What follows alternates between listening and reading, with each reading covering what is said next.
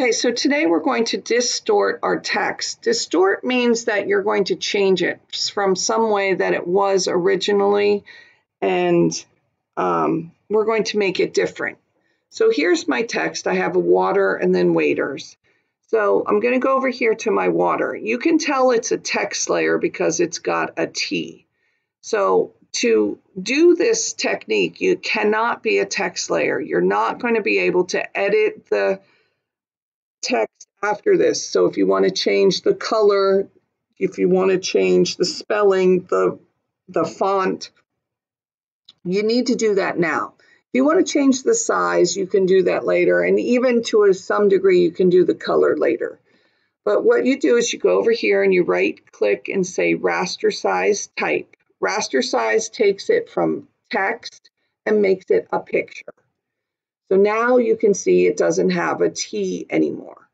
So with that one selected, I'm going to hit Control T, and I'm going to go over here to my box, right click, and we're going to go to the word distort. You can then play with all of the corners and make it look like it's 3D, coming at you, going away, whatever it is that you think you need to do for your type. And you can go ahead and hit enter to get the box to go away. I'm going to do the stuff for adders now for the same process. You're going to right click and raster size type. So now it is no longer text. I'm going to hit Control T to get my transforming box. I'm going to right click, and this time we can try warp.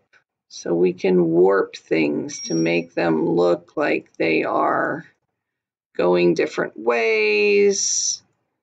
You have all of these things that you can try to do, make it look.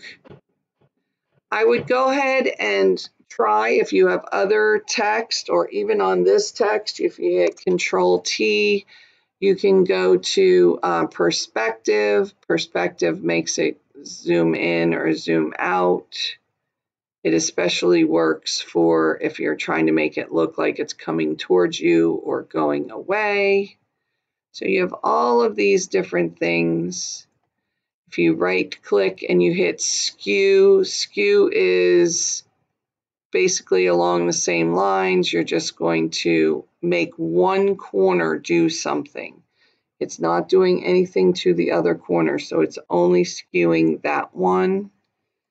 And